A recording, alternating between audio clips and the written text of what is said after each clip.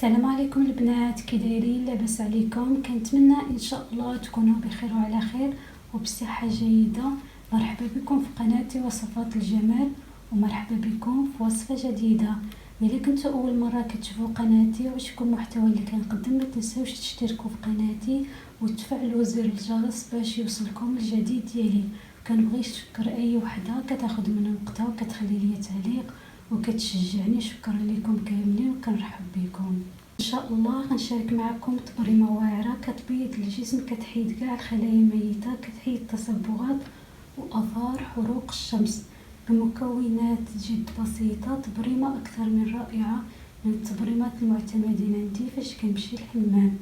غنخليكم مع المكونات وطريقه التحضير. على بركه الله نبداو في تحضير تبريمه اليوم. بالنسبه للمكونات غنحتاجو الليمون الاسود وبيان اللومي وبيان الجير الاسود. الفوائد ديالو كثيره وعديده، غني بالمعادن والفيتامينات. غنحتاج كذلك الورد المجفف. نضيف القدر الكافي ديال الماء. تبريمه اكثر من رائعه. منقوع واعر نخلطو به التبريمه كيحيد كاع الاوساخ والخلايا الميته واثار حروق الشمس والبقع الداكنه.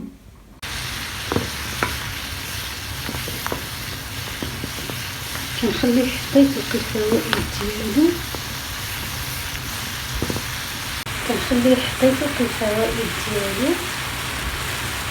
المزيج كيرد الجسم كيشعل، وواحد الريحه طالعه يا سلام ديال الورد المجفف. عليه العافيه وتنصفي وندوز نكمل معكم الوصفه. ولا البنات، المنقوع ديالي من بعد ما صفيته تنخليه يدفى شويه ونكمل معكم التبريمه.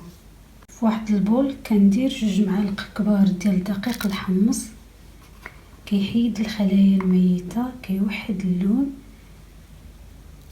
كيحيد اثار حب الشباب. كنضيف ملعقه ديال سكر حبيبات سنيده. بالنسبه للسكر كيحيد لنا الخلايا الميته وكتساعدنا على التقشير. كنضيف النشا وبيان دقيق الذره او المايزينا، كتوحد اللون. بالنسبه للنشا كيرطب الجسم، كيوحد اللون. كنضيف 2 معالق كبار ديال القهوه، قهوه عربيه، كتحيد السيلوليت وكتحيد الخلايا الميته. مزج مزيان النواشف. تبريمه او دلكه من اروع ما يكون، كتحيد كاع اثار حروق الشمس والتصبغات والخلايا الميته. كيرطب الجسم وكيردو كيشعل، كيكون عندك الملمس حريري بحال لابو ديال البيبي. فوالا البنات، كلشي واجد. دابا ندوز نخلط التبريمه. غنخلطها بالمنقوع اللي وجدنا بالورد والليمون الاسود. كنضيف شويه بشويه مع التحريك. كنمزج مزيان المكونات حتى نحصل على خليط كريمي.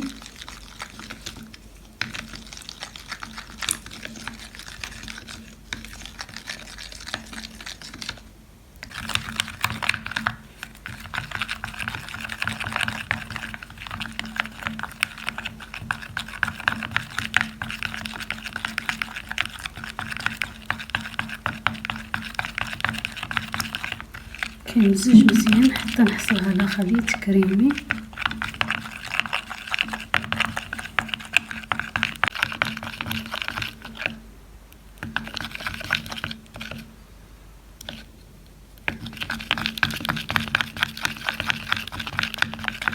فوالا البنات، التبريمه ديالي واجده كما كتشوفوا معايا، كتجي على هذا القوام.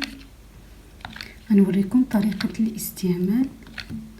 بالنسبه لطريقه الاستخدام، كنغسلوا الجسم ديالنا بالماء دافي وكنديروا التبريمه على الجسم كامل وكنخليوها 20 دقيقه حتى تنشف، وكنديروا التقشير بحركات دائريه باش نحيدوا كاع الخلايا الميته، وكنغسلوا بالماء بارد. وما تنساوش الترطيب. جربوا البنات هاد التبريمه، غتعجبكم بزاف وغتبدلوا شويه على التبريمات الحنه والصابون البلدي. ومعدنا ان شاء الله في الوصفات الجايين باذن الله. بسلامه عليكم البنات.